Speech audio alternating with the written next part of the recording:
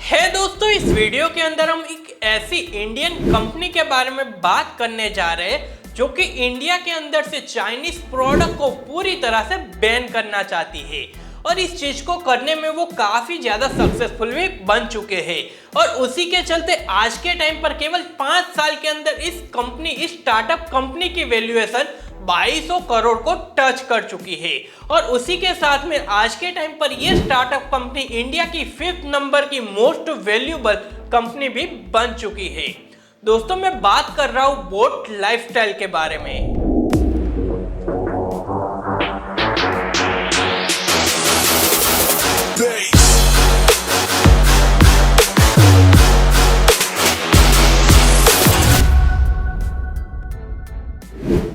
तो दोस्तों, इस वीडियो के अंदर हम बोट लाइफस्टाइल की कंप्लीट बिजनेस केस स्टडी और उसी के साथ साथ में उनकी मार्केटिंग स्ट्रेटजी के बारे में कंप्लीट डिटेल्स के साथ बात करने वाले हैं। दोस्तों, उसी के साथ में इस वीडियो के अंदर आपको मेनली 2 चीजें सीखने को मिलने वाली है, जिसमें से फर्स्ट ये है कि अगर आप अपना कोई भी स्टार्टअप या फिर बिजनेस किसी ऐसी इंडस्ट्री के अंदर स्टार्ट करना चाहते हो जहां पर बड़े बड़ी ब्रांड आपके कॉम्पिटिटर है, तो उस जगह पर आप अपनी खुद की एक अलग पहचान किस तरह से बना सकते हो और किस तरह इतनी बड़ी कॉम्पिटिटिव मार्केट के अंदर आप सक्सेसफुल बन सकते हो। ये चीज आपको इस वीडियो के अंदर अच्छी तरह से पता चलने वाली है। और सेकंड नंबर पर आपको ये सीखने को मिलने वाला है कि अगर आप आज के टाइम पर कहीं पर भी जॉब नहीं करना चाहते हो और अगर आप एक एंटरप्रेन्योर बनना चाहते हो तो उसके लिए आपको अपनी लाइफ के अंदर क्या करना पड़ेगा, ये चीज भी आपको इस वीडियो के अंदर अच्छी तरह से पता चलने वाली है। तो चलिए दोस्तों, आज का ये वीडियो हम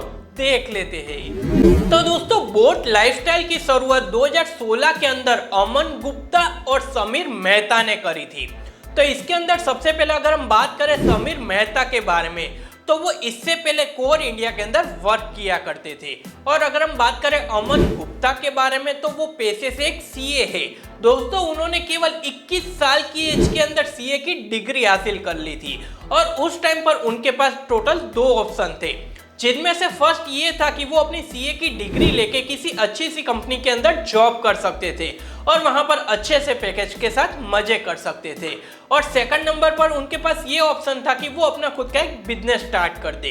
तो ऐसे में उन्होंने यहाँ पर सेकंड नंबर का ऑप्शन सिलेक्ट करा खुद के बिजनेस करने का। और ऐसे में उन्होंने अपना फैमिली बिजनेस, जो कि उनके पापा रन किया करते थे, जो बिजनेस था इलेक्ट्रॉनिक ट्रेडिंग का, तो उस टाइम पर वो बिजनेस उनका अच्छी तरह से चल भी रहा था। तो यहाँ पर उन्होंने अपने पापा को इस फैमिली बिजनेस के अंदर ज्वाइन कर लिया और तकरीबन 2 साल तक अपना फैमिली बिजनेस अच्छी तरह से रन भी किया। पर देखने जाए तो उनको यहाँ पर उतना ज़्यादा मज़ा नहीं आ रहा था। उनको लग रहा था कि नहीं, मुझे अपनी लाइफ के अंदर अपना खुद का कुछ अलग करना है और मुझे भी एक सक्सेसफुल एंटरप्रेन्योर बनना है। और फिर उन्होंने यहाँ पर और एक डिसीजन लिया कि अभी मुझे अपना फैमिली बिजनेस छोड़ देना है और अपने दम पर कुछ अलग करके दिखाना है। और उसी के चलते 2 साल बाद उन्होंने JBL कंपनी के अंदर जॉब स्टार्ट कर दी और तकरीबन यहाँ पर 2 से लेकर 2.5 साल तक कंटिन्यू जॉब करी। और 2015 और 16 के बीच में उनको एक आइडिया आया कि यार, जिस तरह JBL एक ग्लोबल कंपनी है, वो हमारे इंडिया के अंदर रह के इंडियन कंज्यूमर के लिए प्रोडक्ट बनाती है,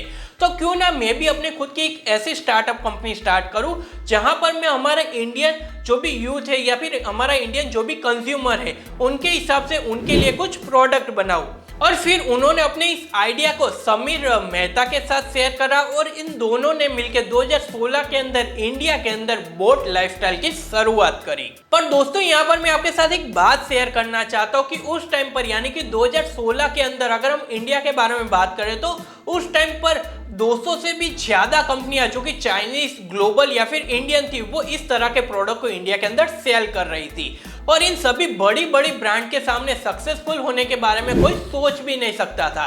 पर दोस्तों, इन दोनों फाउंडर को अच्छी तरह से पता था कि अगर हम इन इम्पॉसिबल चीज को पॉसिबल करना चाहते हैं तो इसके लिए हमें हमारी स्टार्टअप कंपनी के अंदर मेनली 3 चीज के ऊपर फोकस रखना होगा कि हम हमारी स्टार्टअप कंपनी के अंदर जो भी प्रोडक्ट बनाएंगे उस प्रोडक्ट के अंदर ये 3 मेन चीज होनी चाहिए, जिनमें से फर्स्ट था वो ड्यूरेबल होना चाहिए, फैशनेबल होना चाहिए और उसी के साथ में अफोर्डेबल होना चाहिए। तो तो ऐसे में देखने जाए तो ये जो दो चीजें थी, फैशनेबल या फिर ड्यूरेबल, ये दो चीज तो वो बड़ी आसानी से कर ही पाते थे। बट अगर यहाँ पर हम बात करें अफोर्डेबल के बारे में, यानी कि जो भी वो प्रोडक्ट बनाएंगे उस प्रोडक्ट की प्राइस बाकी की सभी ब्रांड की जो भी प्रोडक्ट की प्राइस है उससे काफी कम होनी चाहिए, तभी इंडियन कंज्यूमर उसे बाय करेगा। तो ऐसे में फर्स्ट की दो चीज तो इन दोनों ने अच्छी तरह से कर ली थी। बट जब भी थर्ड नंबर पर बात आई कि अपने प्रोडक्ट की प्राइस उन्हें कम से कम रखनी थी, और उस टाइम पर वो प्लानिंग कर रहे थे कि हमारे जो भी प्रोडक्ट है उसे हम इंडिया के अंदर ही मैन्युफैक्चरिंग करेंगे। तो ऐसे में उन्होंने अपनी प्रोजेक्ट रिपोर्ट के अंदर देखा कि अगर हम इंडिया के अंदर इस प्रोडक्ट को बनाएंगे तो यहाँ पर उसका जो भी रॉ मटेरियल होगा उसका भी कॉस्टिंग बहुत ही ज़्यादा आएगा, और उसी के साथ साथ में अगर हम इस प्रोडक्ट को इंडिया के अंदर ही असेंबल करेंगे तो ऐसे में इसकी कॉस्टिंग और भी ज़्यादा बढ़ जाएगी। तो ऐसे में हमारा जो भी टारगेट है इन बड़ी बड़ी कंपनियों को टक्कर देने का, उनकी प्राइस से हाफ प्राइस के अंदर या फिर लो प्राइस के अंदर अपने प्रोडक्ट को सेल करने का जो भी हमारा टारगेट है वो इस तरह से अचीव नहीं हो पाएगा। फिर इन दोनों फाउंडर ने इसके ऊपर रिसर्च करना स्टार्ट कर दिया और उनको पता चला कि जो भी चाइनीज प्रोडक्ट है या फिर जो भी चाइनीज कंपनियां हैं वो अपने प्रोडक्ट को क्यों कम से कम कॉस्ट के अंदर सेल कर पा रही है। तो यहाँ पर उनको जानने को मिला कि इन सभी चीज़ों का रॉ मटेरियल और उसी के साथ में उसको असेंबल करने का खर्चा सारा कुछ चाइना के अंदर काफ़ी कम है, और इसीलिए उनका प्रोडक्ट की कॉस्टिंग भी कम आती है और वो हमारे इंडियन कंज्यूमर को उसको लो प्राइस पर भी सेल कर पाते हैं। तो उन्होंने सेम आइडिया लगाया कि क्यों ना हम भी हमारे प्रोडक्ट को चाइना के अंदर असेंबल करवाए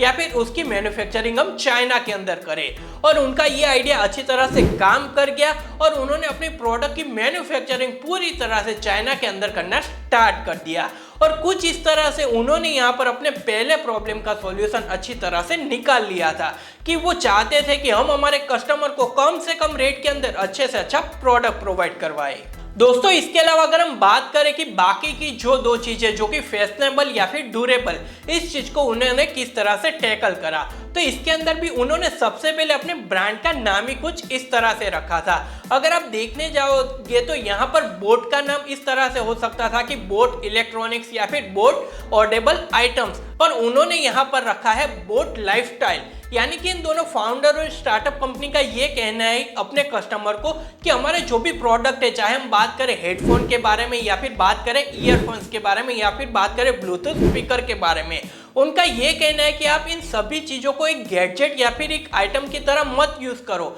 इसे आप अपनी लाइफस्टाइल के अंदर इंक्लूड कर दो और ऐसा फैशनेबल गैजेट के रूप में इसका यूज़ करो। और इस चीज़ को अच्छी तरह से समझाने के लिए इन दोनों फाउंडर ने अपनी मार्केटिंग के अंदर भी जो भी बोट के जितने भी प्रोडक्ट्स है उन सभी product as a lifestyle product के रूप में प्रेजेंट किया है। दोस्तों इसके अंदर अगर हम बोट की मार्केटिंग स्ट्रेटेजी के बारे में बात करें तो यहाँ पर बोट लाइफस्टाइल ने अपने मार्केटिंग के अंदर सेलिब्रिटी मार्केटिंग स्ट्रेटेजी का यूज करा है। यानी कि बोट ने यहाँ पर केवल एक ही सेलिब्रिटी के ऊपर फोकस नहीं करा कि एक बड़े से सेलिब्रिटी को हम लेकर आते हैं और उनको हमारा ब्रांड एम्बेसडर बनाते हैं, बट यहाँ पर अगर आप देखने जाओगे तो आपको बोट लाइफस्टाइल के जो भी प्रोडक्ट है उसके ब्रांड एम्बेसडर के बारे में बात करें तो यहाँ पर आपको काफी सारे अलग अलग फील्ड के अलग अलग सेलिब्रिटी दिखने को मिल जाएंगे। फॉर एग्जाम्पल काफी सारे क्रिकेटर इनके ब्रांड एम्बेसडर है, काफी सारी एक्ट्रेस हो गए,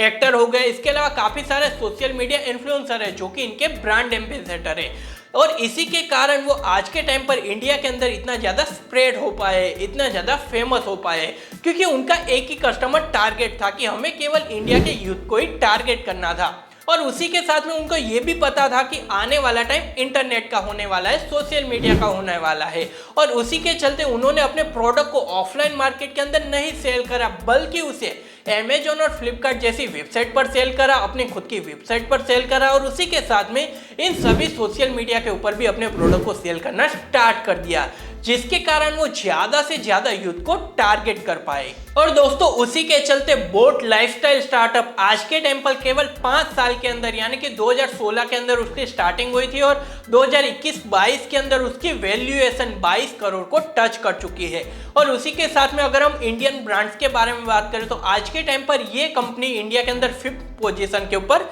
काम कर रही है। तो दोस्तों मुझे आशा है कि यार इस स्टार्टअप की सक्सेस स्टोरी की मदद से आपको ये जरूर जानने को मिला होगा कि फर्स्ट नंबर पर अगर हम देखने जाए तो अमन गुप्ता के पास केवल 21 साल की एज के अंदर सीए की डिग्री थी। तो ऐसे में वो चाहते तो एक बड़ी सी कंपनी के अंदर जाके अपना रिज्यूमे दे सकते थे और वहां पर अच्छे से पैकेज के साथ अपनी लाइफ को अच्छी तरह से बिता भी सकते थे। बट उन्होंने वहां पर वो ऑप्शन ना सिलेक्ट करते हुए अपने खुद का जो भी पैशन था एक एंटरप्रेन्योर बनने का, उसको सिलेक्ट करा और उसके अंदर भी अपने जो भी फैमिली बिजनेस है उसे भी स्किप कर दिया और खुद का एक स्टार्टअप स्टार्ट करा और तब जाके वो आज के टाइम पर एक सक्सेसफुल एंटरप्रेन्योर बन पाए हैं।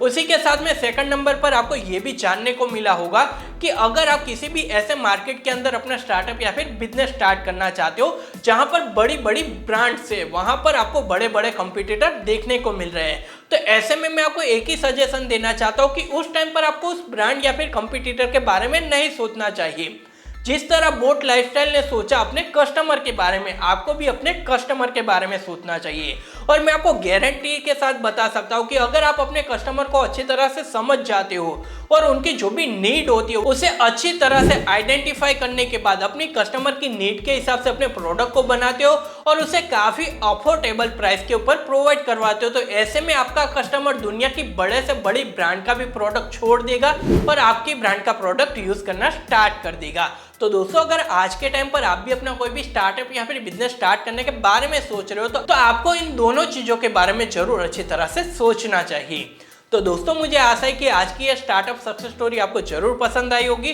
तो दोस्तों, वीडियो पसंद आए तो इस वीडियो को लाइक करना, इस वीडियो को अपने दोस्तों के साथ शेयर करना और ऐसे ही नए नए वीडियो देखने के लिए आप हमारे चैनल को सब्सक्राइब भी कर सकते हो। चलिए दोस्तों, मैं आपसे फिर मिलता हूँ एक नए वीडियो के साथ।